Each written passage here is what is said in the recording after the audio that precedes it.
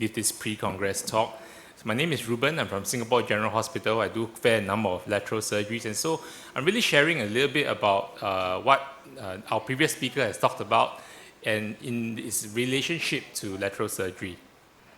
So these are my disclosures, and really we know that around the world there's increasing amounts of people who are doing lateral surgery. The literature certainly shows that, and this is typically the approach, very minimally invasive, very small, and therefore we really need to visualize what is within the spine and the surroundings and be careful about where we are, and therefore neuromonitoring becomes critically important, as our moderator has stated right at the start of the day.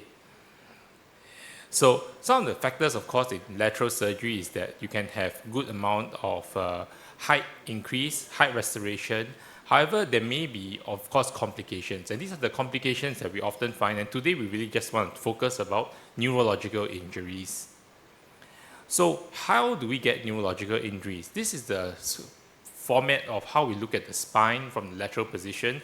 You can see here that there is some nerves within the psoas muscle. The lumbar plexus is critical, and of course, on top of the psoas is actually the genitofemoral nerve.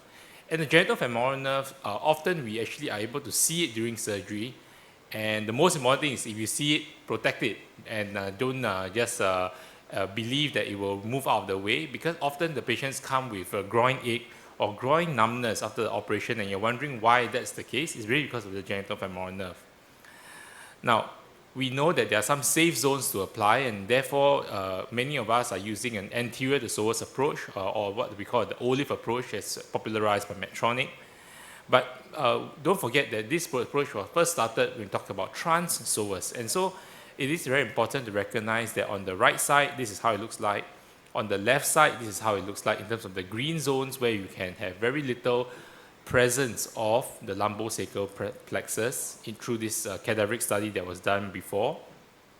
And as a result of that, this is how we want to place our retractor system to really minimize the irritation of nerve injuries. And of course, when we monitor, we are monitoring really this area in yellow, which is where the lumbar plexus is. And so our previous speaker has talked about the various modalities. Really the game changer is the usage of triggered EMG, as well as the free-running EMG, which is these are modalities to really ascertain that we're not irritating the nerves during the operation. Now, we know that when we look at an MRI scan, while we're always looking at the canal to look at the amount of stenosis, do spend a bit of time to look at the space between the psoas and the spine, because this is exactly where you want to look for nerves. And if you see there's a lot of white in this area, be aware that you need to be careful when you're dissecting around there, because these are potential places where the lumbar plexus may lie in. It always likes to lie in fat. Yeah? And so this is the area as well. And this is, of course, repeated through many studies. And you can see this very commonly in many of our patients who have a fair amount of fatty atrophy. It's not fat within that muscle, but it's also lying in that nerve. So when we look at it from a cadaveric standpoint, now for all those who are doing lateral surgery, your psoas tendon is a landmark, and finding the psoas tendon is important. Now, after finding the psoas tendon, you must stay anterior to the psoas tendon, because if it's posterior, that's where you start seeing actually the lumbar plexus is just there, just behind the psoas tendon, psoas muscle. And you can realize that actually with a very small adjustment of the angle of your attack of the lumbar spine, you may dissect behind the psoas and end up dissecting around the lumbar plexus, and that's not so great. In the front of the lumbar spine, this is something that is not monitored. This would be the sympathetic chain. And so looking around the front, if you see a white streak going down the front, just avoid it, because otherwise the patient may have a warm leg after surgery. Thankfully, this is transient, and after about 6 months, we'll recover. However, it's important to use a peanut to slowly dissect and move away soft tissue, such that you're not going to irritate or injure the sympathetic plexus as well. Now, some complications that you may find in the post-surgery are things like sensory deficits or motor deficits, and these are often signs that you may have already had done an injury to the nerve plexuses as a result of the surgery. So how do we avoid this, and how do we ensure that we are staying ahead of the game with neuromonitoring? First of all, I think it starts with cage placement. We all want to get a better indirect decompression by putting the cage a little bit more posterior. However, if it's going too posterior, this is when you can see here that the cage may have even gone out and contralateral, hitting the opposite nerve root. And so if the neuromonitoring is telling you that the contralateral side, so let's say you are doing a left-sided approach, you get a right-sided discomfort, or right-sided starting to get some irritation, this is something that you must be aware of.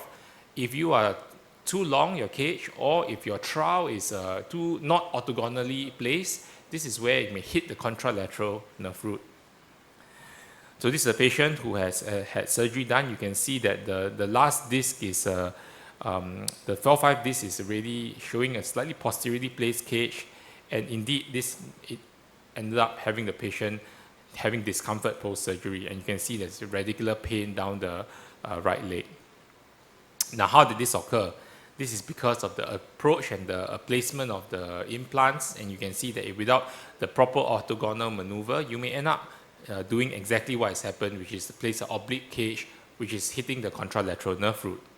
So what did we do? We went to revise it, take it out, do a decompression, place it a bit more anterior, and as you can see there, the patient's leg, the radicular pain is gone.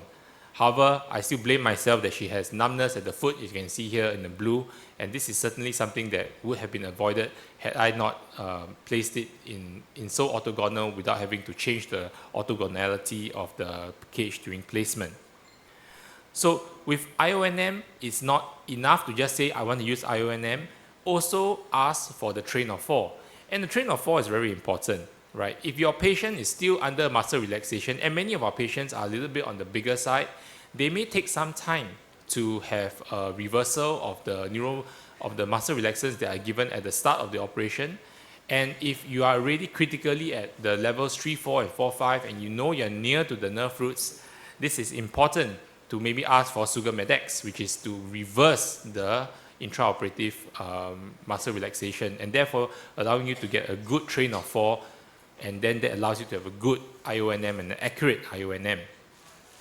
So what other false negatives are there? If there is prolonged retraction of the nerves, then the nerves actually lose their blood supply and start to become harder and harder to stimulate. So this center blade study was done in the past on trans-psoas approaches, and they looked at all these patients and they found that actually when you have a longer retraction time, you find that there is more deficit because there's a prolonged numbness as a result of loss of blood supply to the nerve. But what's more important is, as we are using triggered EMG to test where this nerve is, the nerve will be more and more difficult to stimulate because they are getting more and more ischemic. So as you can see, by the time you reach 30 minutes, you are getting a green signal, which means that you need 21 milliamperes to stimulate the nerve, when actually the location right at the start was 4, which means that very little stimulation, and therefore you're in really close proximity. So this illustrates to us that really the retraction time is very important, and the retraction time, longer time on the psoas retraction would mean that longer time of ischemia for the nerve, and so a true negative neurostimulation may be hard to get because you're getting a false negative due to the ischemia. Probing the nerve is important, and this is where we use triggered EMG, and I think I use this quite fairly often to ensure I know where my nerve root is located. Now, the true incidence actually can be as high as up to 20 to 40% in terms of sensory deficits. However, thankfully, they are not permanent and they tend to get better. How about the anterior to psoas approach? Now, I think it's not no, but there is certainly less. And so I think it's equally important to also recognize that there is a risk of neurological injury, and so therefore neuromonitoring becomes very important when it comes to the anterior psoas approach as well. So my take-home point really is to review the anatomy of the psoas and lumbar plexus, look at the MRI, ensure that neuromonitoring is performed, but also ensure that your neuromonitoring is correctly placed in the sense that there is not too long neuromonitoring time. And of course, if you think that something's wrong, stage the surgery and prolonged retraction time can lead to false negatives. Thank you. Yeah.